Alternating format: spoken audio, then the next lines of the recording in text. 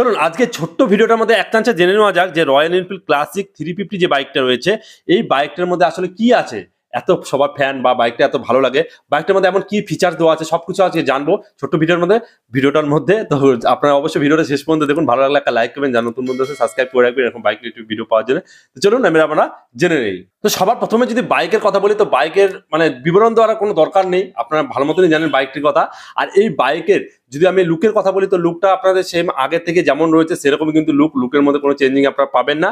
তবে হ্যাঁ, বাইকের কালারের যদি কথা বলি, তাহলে এই বাইকটার মধ্যে আপনারা 7টা কালার অপশন কিন্তু পেয়ে যাচ্ছেন, যেটা কিন্তু বেস্ট রয়েছে।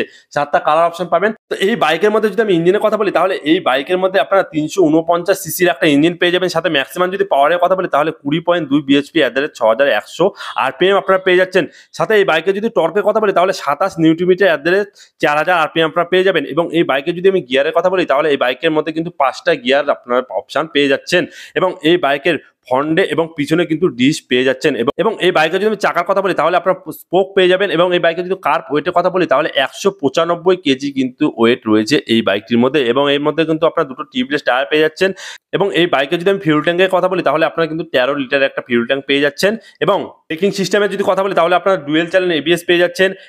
এবং সাথে যদি আমি ফ্রন্ট ব্রেক সাইজের কথা বলি, তাহলে 300 পেয়ে যাবেন। এবং এই বাইকের রিয়ার ব্রেকের যদি কথা বলি, তাহলে 270 আপনারা কিন্তু পেয়ে যাবেন। সাথে আমি যদি সামনের চাকার কথা বলি, তাহলে 19 ইঞ্চি। এবং পিছনের যদি কথা বলি, তাহলে আপনারা 18 ইঞ্চি পেয়ে যাবেন। এবং টায়ার সাইজ যদি কথা বলি, তাহলে আপনারা কিন্তু 100/90 আপনারা পেয়ে যাবেন সামনে। এবং যদি পিছনে কথা বলি, তাহলে 120/80 কিন্তু আপনারা টায়ার পেয়ে যাচ্ছেন, যেটা হলো টিউবলেস টায়ার। সাথে আমি সিট হাইটের যদি কথা বলি, তাহলে 805 পেয়ে যাচ্ছেন। এবং গ্রাউন্ড ক্লিয়ারেন্সের যদি কথা বলি, তাহলে 170 পেয়ে যাবেন। এবং ওভারের যদি লেন্থের কথা বলি, তাহলে 2145 আপনারা কিন্তু পেয়ে যাচ্ছেন। সব শেষে চলে আসে কি মাইলেজ। হ্যাঁ, মাইলেজটা কিন্তু খুব বড় একটা জিনিস সবার দিক থেকে। দেখুন, এই বাইকের যদি মাইলেজের কথা বলি, তাহলে এটা কিন্তু টর্কটা অনেক বেশি রয়েছে।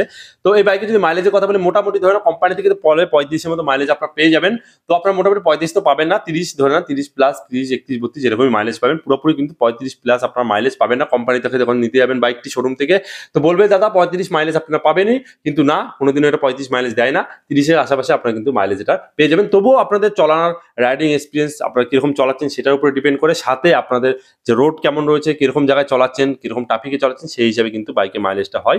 তো কোম্পানি থেকে একটা বলে দেয়, তো এরকম মাইলেজ কিন্তু আপনার পুরোপুরি কিন্তু একজ্যাক্ট পাবেন না। এটা ছিল একটা ছোট্ট একটা কুইক রিভিউ। তো আপনারা যারা নিতে যাচ্ছেন এখন রয়্যাল এনফিল্ড ক্লাসিক বাইকটি, তো অবশ্যই বাইকটি নিতে পারেন। তো জেনে নিলে ছোট্ট একটা রিভিউর মধ্যে আপনাদের সবকিছু বলে দিলাম। ভালো লাগলে একটা লাইক করবেন, যারা নতুন বন্ধু আছেন সাবস্ক্রাইব করে পাশে বেল আইকনে কিন্তু প্রেস করে দেবেন। চলুন আজকে আমাদের এতটুকুই। সবাই ভালো থাকবেন, সুস্থ থাকবেন। Thank you, take care, bye by.